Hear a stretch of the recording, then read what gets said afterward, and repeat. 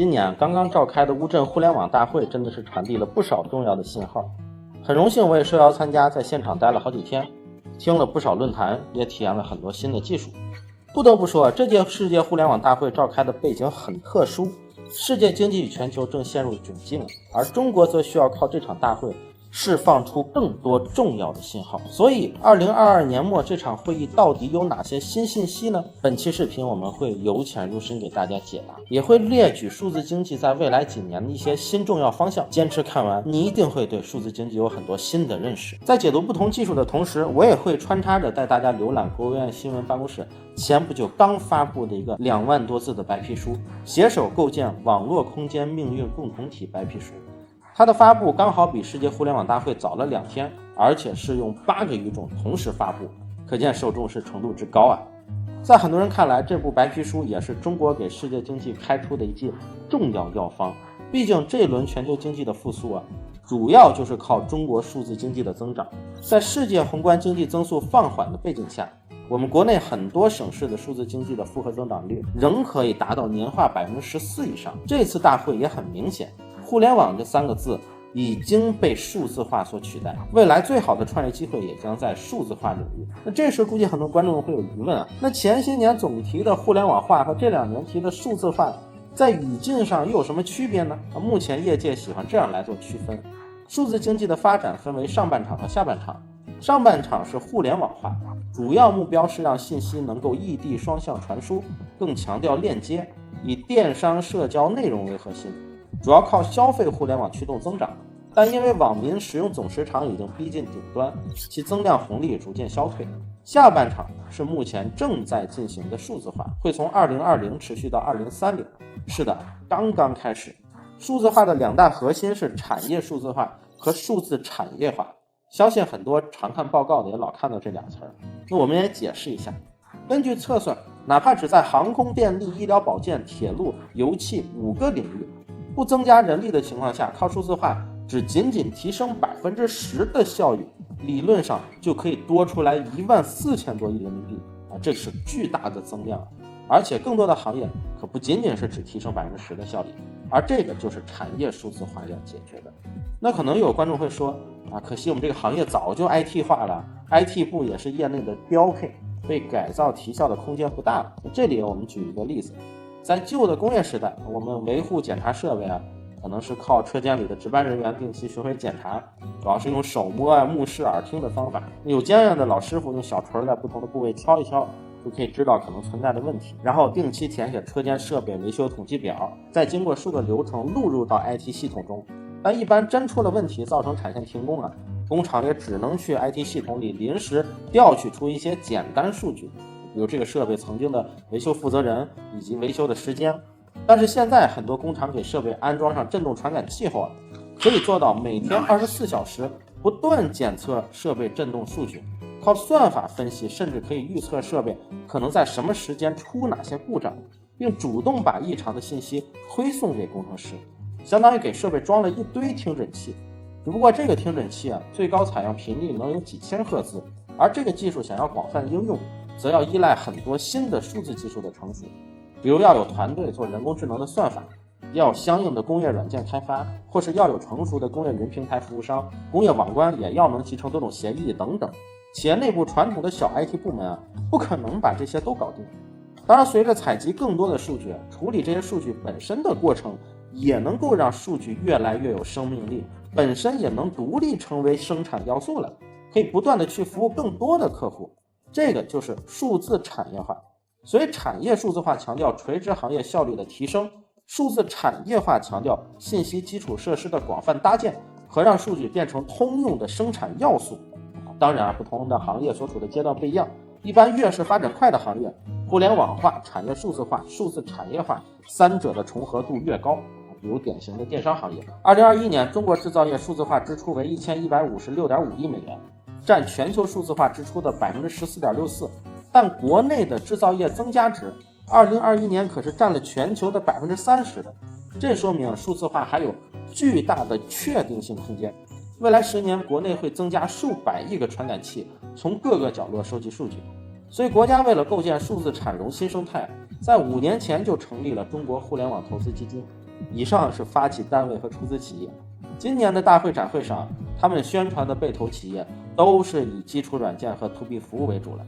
在企业端，当下的企业也有充足的改造动力。我们去看历史上最重要的几次革命分别是机械化、化学工业、电气化、信息化，这些都是在康波周期的萧条期开始展开的。因为企业在繁荣期只要使用旧的生产方式，企业仍能高速增长，企业就优先会选择增加产能，做商业模式的横向复制，一般不会去快速的接受新技术做改变。在全球宏观经济增速持续降低的情况下，也会倒逼企业转变。那接下来我会分别说一下在这次大会中我特别关注的几个领域，分别是工业软件、信息安全、碳中和、AR/VR。今年在乌镇的展会上，工业软件是最大头。我们的云计算、人工智能领域在全世界来看也是有一定优势的，但是当下反而是本土工业软件供给过少，以至于成为了目前数字化转型的瓶颈之一。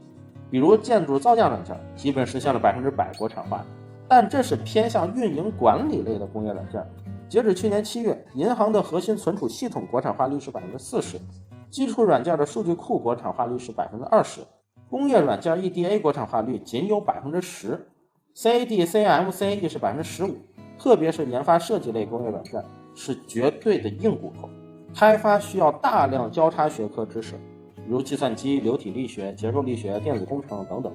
每个软件如果看直接采购与订阅产生的费用，市场规模并不高且碎片化，这是为什么过去国内资本不怎么爱投入，但是他们会影响整个制造业的发展。以 EDA 为例，全球 EDA 软件的市场规模仅105亿美元，但它却又是全球半导体行业的关键支撑。6000亿美金市场规模的半导体行业，则有影响万亿美元产值的电子设备。这也是为什么传统互联网大厂即便有充沛的资金，也很难快速突破。过去的软件断供事件也容易对不同企业生产的稳定性造成影响。不过总体来说，这些影响是短期的。今年下半年，很多省市正在大力对聚力攻关核心软件的企业进行补贴，政策焦点非常集中了，人才结构也在变化。比如北大去年刚成立了工业软件硕士班，意在培养更多的专门人才。如果目光再往后放一些，全球也即将进入新一代基础软件的更新期，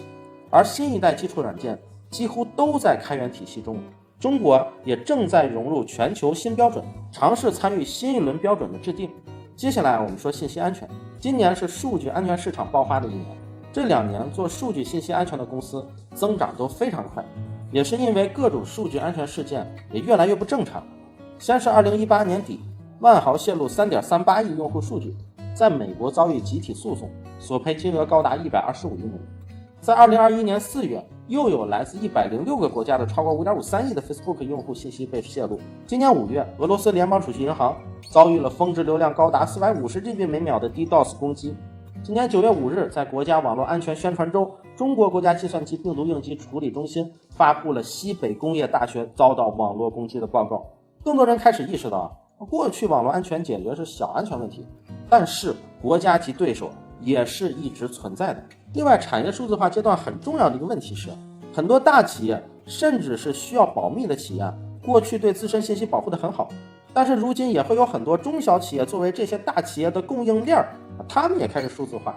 那很多的攻击就会从供应链上这些脆弱的小企业开始，最后类似拼拼图一样得到更多的信息。所以企业未来只确保核心资产的安全是远远不够的，需要形成一个系统。还有智能车产业，电子控制单元替代了曾经的机械控制系统。当联网车辆越来越庞大时，云端通信管道和车机端有一个被攻破都不行。所以根据测算，去年全球因网络威胁、数据泄露而产生的损失飙升到了6万亿美元，这比世界第3大经济体日本的 GDP 还多。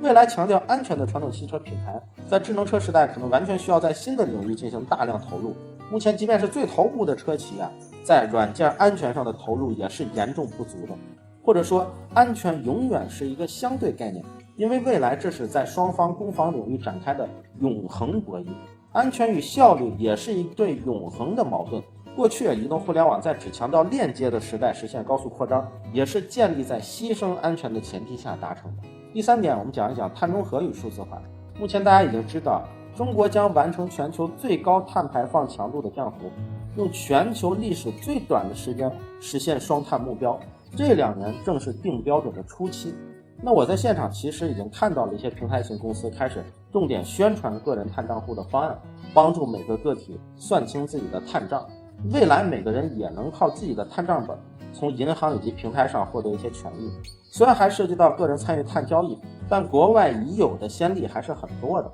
不过更重要的是企业碳排放的配额核定、分配与履约。大家可以理解成企业这些分配的额度也是可以交易或转让的。此减排信用额也称为碳资产。碳资产管理目前在一级市场其实就是数据运作。另外就是电网数字化，国内电网投资预计长期仍会保持年均10%到20%的增长。国家电网也成立并上线了绿色国网，作为国家电网能源服务业务的互联网统一入口。国家电网还测算过，满足5%的峰值负荷，火电方案需投资4000亿，但如果通过虚拟电厂，在建设、运营、激励等环节的总投资仅需500到600亿元。虚拟电厂是通过信息和科技技术手段，把复合侧的资源集合起来，形成一个系统。这个系统具备电厂的许多特征，加上分布式储能也是未来的发展趋势，所以最近半年各地都在做虚拟电厂建设试点项目。另外，现有的工厂、医院、学校的旧电力改造，今年也在如火如荼的进行中。最后我们再讲一下 VR、AR 产业。实际 VR 产业发展的非常快，比如在江西，全省已经有 VR 企业400多家，去年 VR 及相关产业营收收入已经达到604亿，3年增长了超14倍，今年则有望突破800亿。10月1日，工信部等5大部门联合发布虚拟现实与行业应用融合发展行动计划，表示接下来4年要实现 VR 终端销量超过2500万台。所以 VR 设备在今年的大会上已不算是新概念，今年更多是一些国产工业级 AR 设备作为卓越的生产力设备亮相。这其实跟 VR 的历史发展路径一样，先是开发者版本在 B 端产生了经济效应，然后才出来消费者版本。比如直接看到工业设备的模型，随时了解巡检时的工作流程，或者是借助软件直接让远程的工程师获得你现在的一切视觉，用来远程协作。随着各种监控和维护工业设备的应用出现，就算工业级 AR 硬件前期价格高昂，企业也能选择给大家配大平板电脑作为过渡产品，为现实世界加注信息。这次展会上的 AR 眼镜里，多数的素材还是展示在2D 屏上的， 3D 全息成像还较小，但清晰度倒是超过了我的预期。交互以接触触板为主，不过未来的主流交互方案肯定是手上戴一个手环，然后手环可以识别各种手部动作。消费级应用的开发可能就需要更多的想象力，比如戴上眼镜帮你在家里找东西的应用啊，再比如戴上眼镜你看到的真实世界的人都是被美颜过的美颜应用啊，在多人场景下发言的提词器应用等等。甚至可以说这个新的人机交互入口啊，想象空间是大于一切现在的平台的。国内很多公司自然也有抢占 AR 开发者平台的计划，大家都想抢占 AR 生态的那个安卓与 iOS， 有机遇也有挑战，但我们的目标是促进全球资源的开放，网络空间命运共同体一定会在新的融合与链接之中释放出旺盛的生命力。更长远的看，中国在全球信息基础设施建设上则有更大的目标。比如前面提到的白皮书中就强调，中国正支持多国信息通讯基础设施建设项目，构建全球 IPv6+ 网络底座。简单来说，就是中国会为下一代互联网提供更多的 IPv6 根服务器解决方案，尽早打破美国的根服务器霸权，让未来的根服务器架设更加多边、民主、透明。接下来想必又是激荡的10年。做视频不易，希望大家给我一个1键3连，也欢迎在评论区谈谈你的观点。我是大蜡烛，我们下期再见。